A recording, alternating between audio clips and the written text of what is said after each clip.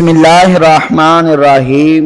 جب کربلا کا قافلہ لٹ چکا، امام علی مقام شہید ہو چکے، علی اکبر اپنی جوانی لٹا چکے، غازی عباس اپنے بازو کٹا چکے، قاسم اپنی جوانی قربان کر چکے، تو اس کے بعد جب قافلہ لٹ چکا، بیمار علی عابد امام زین العابدین ابھی فجر کی نماز سے فارغ ہی ہوئے تھے کہ ظالموں نے ان کے پاؤں میں بیڑیاں ڈال دی اور ہاتھوں میں ہتھ گڑیاں پہنا دی، اور ناموس رسالت کی پردہ نشین بیبیوں کو بھی رسیوں سے الٹے ہاتھوں باندھ دیا گیا، اور اونٹوں کی ننگی پشتوں پر بٹھا کر عمر بن سعد نے قافلے کو کوچ کا حکم دے دیا، اور اہل بیت کا یہ لوٹا ہوا قافلہ اپنے شہیدوں پر فاتحہ پڑھ کر اور اپنے بچوں کے مرثیے پڑھتا ہوا روانہ ہو گیا۔ دنیا میں بڑی سے بڑی جنگیں ہوئی ہوں گی اور ہوتی رہیں گی، قیدی بنتے بھی آئے ہیں اور بنتے بھی رہیں گے، لیکن کسی بڑے سے بڑے ظالم حکمران اور کسی بڑے سے بڑے جابر بادشاہ نے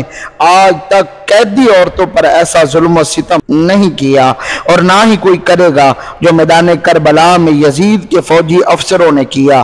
بیمار امام زین العابدین کے پاؤں میں بیڑیاں تھی، ہاتھوں میں الٹی ہتھ گڑیاں، اور پاک بیبیوں کے ہاتھ رسیوں سے بندھے ہوئے تھے، اور اونٹوں کی ننگی پشتوں پر ان کو بٹھایا ہوا تھا۔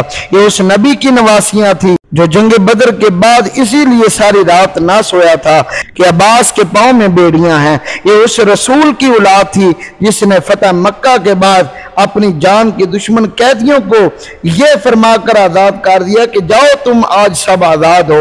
یہ اس پیغمبر کی لاڈلیاں تھی جس نے حاتم طائی کی بیٹی کے ننگے سر کو اپنی چادر سے ڈھانپا تھا۔ یہ سیدہ زینب اس علی کی بیٹی تھی جس کے حق میں یہ آیت نازل ہوئی تھی، وَيُطْعِمُونَ الطَّعَامَ عَلَىٰ حُبِّهِ مِسْكِينًا وَيَتِيمًا وَأَسِيرًا۔ آج اسی علی کی اولاد مسکین بھی تھی، یتیم بھی تھی اور اسیر بھی، مگر چونکہ ان کے دل پتھر ہو چکے تھے، ان کی آنکھوں پر غفلت کے سیاہ پردے پڑ چکے تھے، اور وہ دشمنی اہل بیت میں گمراہ ہو چکے تھے، اسی لیے ان کے پتھر دلوں میں رحم کا ایک ذرہ بھی پیدا نہ ہوا، اور یہ اولاد پیغمبر کا لٹا ہوا قافلہ اس مظلومی اور بے کسی کے عالم میں بھی بڑے صبر و تحمل کے ساتھ چلتا گیا، یہاں تک کہ منزل حران میں جا کر رک گیا۔ حیران کا ایک رئیس یہودی، اس کا نام یحییٰ تھا، اپنے محل کی چھت پر بیٹھا ہوا اس قافلے کو انتہائی دردناک طریقے سے آتا دیکھ رہا تھا۔ جب اس نے حضرت شبیر امام علی مقام کے سر اقدس کو دیکھا تو لب مبارک ہل رہے تھے اور آپ یہ پڑھ رہے تھے، وَسَيَعْلَمُ الَّذِينَ ظَلَمُوا أَيَّ مُنْقَلَبٍ يَنْقَلِبُونَ۔ آپ یہ پڑھ رہے تھے۔ جب یہودی نے یہ منظر دیکھا کہ یہ سر کس کا ہے جو قرآن پڑھ رہا ہے، یہودی نے حیران ہو کر شمر سے پوچھا کہ کس کا سر ہے؟ اس نے جواب دیا نواسہ رسول حسین ابن علی کا سر ہے۔ تو اس نے کہا کہ اگر ان کے نانے سچے نبی نہ ہوتے تو ان کے نواسے سے یہ کرامت ظاہر نہ ہوتی۔ یحییٰ نے سر اقدس کو بوسہ دیا اور کلمہ شہادت پڑھ کر مسلمان ہو گیا، اور پھر اسیران کربلا کے لیے کھانا پکا کر لایا، مگر عمر بن سعد نے واپس کر دیا۔ تو یحییٰ نے تلوار نکال لی اور 8 یزیدیوں کو قتل کر کے لڑتا ہوا جاں بحق ہو گیا۔ قافلہ چلتا گیا اور فاطمہ کا لال نیزے پر بھی قرآن پڑھتا گیا اور دنیا کو یہ بتاتا گیا کہ قرآن ہمارے گھر میں نازل ہوا ہے اور ہم ہی اس کے وارث و محافظ ہیں، اور اسی قرآن کی عزت و آبرو کی خاطر میں نے اپنا سب کچھ قربان کر دیا۔ ظہر کی نماز کا وقت ہو گیا تو رسیوں میں جکڑی ہوئی سیدہ زینب نے بارگاہ رب العزت میں عرض کی، اے الہ العالمین، آج جس حال میں تیرے حضور ہم پیش ہو رہے ہیں تو دیکھ رہا ہے، پانی ہوتا تو وضو کر لیتے، مٹی ملتی تو تیمم کر لیتے، آزاد ہوتے تو قبلہ رخ ہو جاتے، رسیوں میں جکڑے ہوئے ہیں، نہ رکوع کر سکتے ہیں نہ سجود، مگر پھر بھی جس طرح ہو سکا تیری بارگاہ میں حاضر ہو گئے ہیں۔ اے خالق کائنات، ہماری مجبوری کو دیکھ کر ہماری نماز قبول کر لے۔ عمر بن سعد قریب آیا اور گستاخانہ لہجے میں کہنے لگا، اگر رسیوں کی تکلیف ہے تو مجھے کہا ہوتا، میں ڈھیلی کر دیتا۔ بنت علی نے جلال میں آ کر فرمایا، دور ہو جا میری آنکھوں سے، اے کمینے، फूट जाएं तेरी वो आंखें जो मुझे देख रही हैं। ऐ दुनिया के बदले अपने दीन और ईमान का सौदा करने वाले अमर बिन साद, अगर मैंने तुझसे कोई सवाल करना होता तो उस वक्त करती जब तुम मेरे ओनो मोहम्मद पर जुल्म कर रहा था, उन पर तीर बरसा रहा था। अगर मैंने उस वक्त भी कोई सवाल नहीं किया तो अली की बेटी आज भी कोई सवाल नहीं करेगी। मगर तेरे लिए ये शर्म का मकाम है कि आज तू उस नबी की नवासियों को रस्सियों से जकड़ के ले जा रहा है जिस नबी ने सारी कायनात को कुफर के कैद से रिहाई दिलाई, और जिस रसूल ने मुझे और तेरे अबाव अजदाद को इस्लाम की दौलत अता की, और जिस पैगंबर ने तुम्हारी कुफर और शिरक के तूफानों में डूबती हुई जिंदगी की कश्ती को अपनी रहमत का सहारा देकर तौहीद और रिसालत के साहल पर पहुंचाया। ऐसा आलिम इंसान, जरा इस बीमार आबद के माथे पर हाथ रख कर देख किस तरह बुखार में जल रहा है, और उस दिन से डर जिस दिन का नाम यौमुल हिसाब है। सैयद मजलूम की बेटी सकीना करीब से बोल उठी, अमर बिन साद, अगर तुझसे कहूं कि रस्सियां ढीली कर दे तो मुजरम, अगर तुझसे खाना मांगू तो गुनाहगार। हाँ, अलबत्ता ये दरख्वास्त जरूर करती हूँ कि खुदा के लिए मेरे बाप का सर मुझे दे दे ताकि मैं अपने बाप के सर को झोली में लेकर बोसे देती खुशी से वहां तक पहुंच जाऊं जहां तक तू हमें ले जाना चाहता है।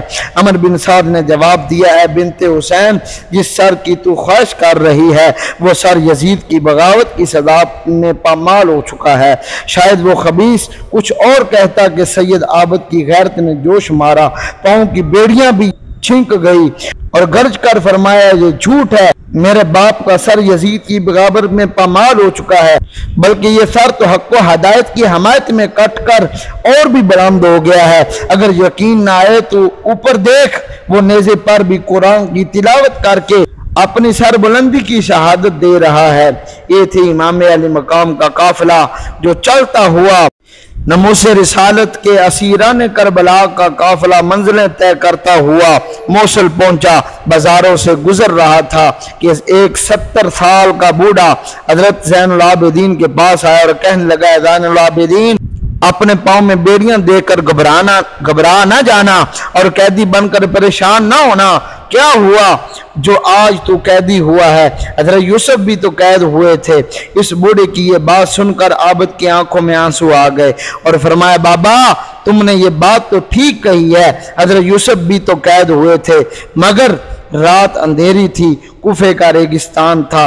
वो नेज़ा जिस पर इमाम अली मकाम का सर अक़दस खौली के हाथ में था कि अचानक खौली के हाथ से वो नेज़ा छूटकर जमीन में गिर गया। खौली ने बहुत कोशिश की मगर नेज़ा ना निकल सका। वो हैरान था कि काफिला रुक गया। अमर बिन साद ने पूछा, काफिला क्यों रुक गया? तो खौली ने सारी बात बताई। अमर बिन साद ने शिमर से कहा, शिमर सैयद आबद के पास आया और बीमार आबद के जिस्म पर कोड़े बरसाने लगा। जनाब आबद ने हाथ जोड़कर अर्ज की, अब्बा जान, अब मुझ में कोड़े खाने की हिम्मत नहीं रही, खुदा के लिए आगे चलो। तो सर पाक से आवाज आई, बेटा मैं आगे किस तरह चलूं? मेरी बेटी सकीना ऊंट से गिर पड़ी है।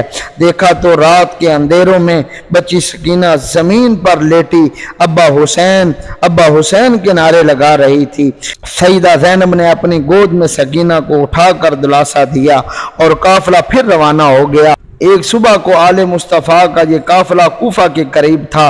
एक बूढ़ी औरत जिसके एक हाथ में पानी का एक प्याला, दूसरे हाथ में चंद सूखी हुई रोटियां खड़ी पुकार रही थी, ऐ काफिले वालों, खुदा के लिए जरा काफिला रोको। इस बूढ़ी औरत की फरियाद पर काफिला रोक लिया गया और बूढ़ी औरत लकड़ी के सहारे अमर बिन साद के पास गई और इल्तिजा की कि मुझे काफिले के सलार के पास पहुंचा दो।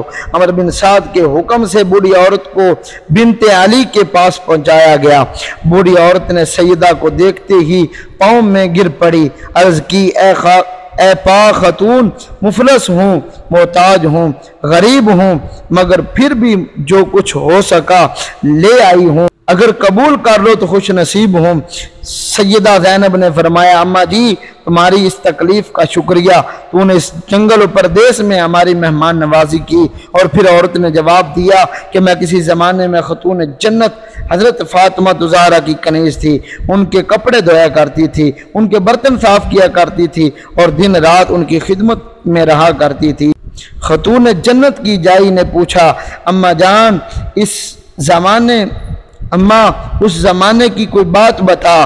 बूढ़ी औरत ने अर्ज़ की, ए पाक बीबी, जिस ज़माने में हज़रत फातिमा की कनीज़ थी, उन दिनों में उनकी गोद में एक बच्ची थी जिसका नाम ज़ैनब था। उस औरत ने इतना कहकर सैयदा की तरफ आंखें फाड़ कर देखा तो दिल फट उठा। अर्ज़ की, ए पाक खतून, खुदा के लिए मुझे बताओ आप कौन है, आपका नाम क्या है?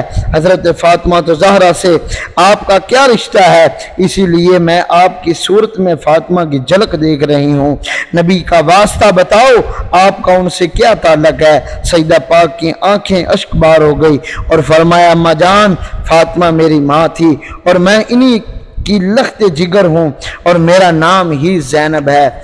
इमाम अली मकाम की मोहब्बत दिल में रखने वालों, हुजूर अलैहिस्सलातु वस्सलाम की आल की मोहब्बत को दिल में रखने वालों, इस औरत ने ये सुना तो सैयदा को कलावे में भर लिया और दाढ़े मार कर रोने लगी और बोली, मैंने तुझे अपनी गोद में खिलाया।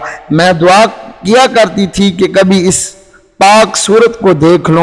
अल्लाह का शुक्र है कि मरने से पहले वो पाक सूरत देख ली। ऐ सैयदा, मेरे सर पर हाथ रखो और दुआ करो हशर में भी दामने ज़हरा हाथ आ जाए। सैयदा ने हाथ उठाए, बारगाह रब्बुल इज़्ज़त में उसके लिए दुआ की। या इलाहुल आलमीन, इस बूढ़ी औरत ने इस जंगल और परदेश में हमारी मेहमान नवाजी की है तो हशर के मैदान में भी इसकी मुश्किल आसान कर देना। इस औरत की हालत बिगड़ गई और दूर ही से इमाम पाक के सर को सलाम किया और हमेशा के लिए ख़त्म हो गई। उम्मीद करते हैं कि आपको ये हमारी वीडियो अच्छी लगी होगी। अपने दोस्तों के साथ भी शेयर कीजिएगा। वस्सलाम।